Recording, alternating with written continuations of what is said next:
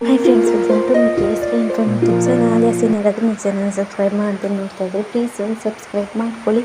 ನಾನಿವತ್ತು ಬಿರಿಯಾನಿ ರೆಸಿಪಿನ ಹೇಳ್ಕೊಡ್ತಿದ್ದೀನಿ. ಬೇಗನೆ ಪಟಾಪಟ್ ಅಂತ ರೆಡಿ ಆಗೋಗುತ್ತೆ. ಅರ್ಧ ಗಂಟೆಯಲ್ಲಿ ತುಂಬ ಟೇಸ್ಟಿಯಾಗಿರುವಂಥ ಬಿರಿಯಾನಿನ ಮಾಡ್ಕೋಬೋದು ನಾವು ಮನೆಯಲ್ಲೇ. ಬನ್ನಿ ಹೇಗೆ ಮಾಡೋದು ಅಂತ ನೋಡ್ಕೊಳ್ಳೋಣ. ನಾನಿಲ್ಲೊಂದು ಅರ್ಧ kg ಚಿಕನ್ನ ತೊಗೊಂಡಿದ್ದೀನಿ.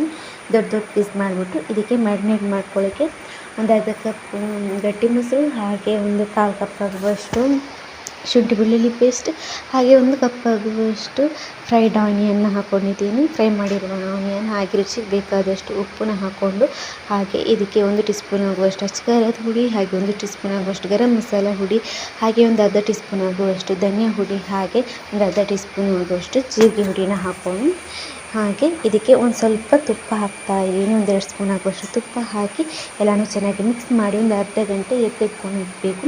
ಆವಾಗಲೇ ಮಾಂಸಕ್ಕೆಲ್ಲ ಚೆನ್ನಾಗಿ ಇಳ್ಕೊಂಡು ಚೆನ್ನಾಗಿರುತ್ತೆ. ಹಾಗಾಗಿ ಅರ್ಧ ಗಂಟೆ ಎತ್ತಿಟ್ಕೊಂಡ್ಮೇಲೆ ಅದಾದಮೇಲೆ ಒಂದು ಪಾತ್ರೆಯಲ್ಲಿ ಎಣ್ಣೆ ಹಾಕಿಬಿಟ್ಟು ಅದಕ್ಕೆ 1-2 ಈರುಳ್ಳಿನ ಸಣ್ಣದಾಗಿ ಕಟ್ ಮಾಡಿಬಿಟ್ಟು ಹಾಕ್ಕೊಂಡು ಅದು ಫ್ರೈ ಆದಮೇಲೆ ಇದನ್ನು ಮ್ಯಾರಿನೇಟ್ ಮಾಡಿ ಇಟ್ಕೊಂಡಿರೋದನ್ನು ಹಾಕ್ಕೊಂಡ್ರೆ ಆಯಿತು.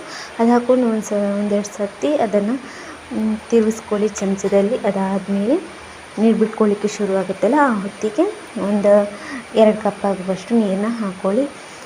ಅದಾದಮೇಲೆ ಅದು ಬೇಯ್ತಾ ಇದ್ದಂಗೆ ಈ ಕಡೆ ನಾವು ಅನ್ನಕ್ಕೆ ರೆಡಿ ಮಾಡಿಟ್ಕೊಳ್ಳೋಣ.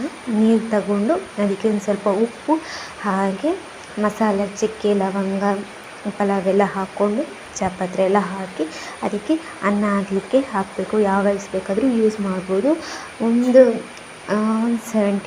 70-80% ಬೆಂದಮೇಲೆ ಎತ್ತಿಟ್ಕೊಂಡ್ಬಿಟ್ರೆ ಆಯಿತು ಅನ್ನನ. ಇದಕ್ಕೆ ಇವಾಗ ನೀವು ಮೊಟ್ಟೆನಾದರೂ ಹಾಕ್ಕೋಬೋದು. ಮೊಟ್ಟೆನ ಹಾಕ್ಕೊಂಡು ಬೇಯಿಸಿರುವ ಮೊಟ್ಟೆ ಇತ್ತು ಅಂದರೆ ಬೇಯಿಸಿರುವ ಮೊಟ್ಟೆನ ಆ್ಯಡ್ ಮಾಡ್ಕೊಳ್ಳಿ ಚಿಕನ್ ಬೇಯಿಸಿದ್ದಕ್ಕೆ.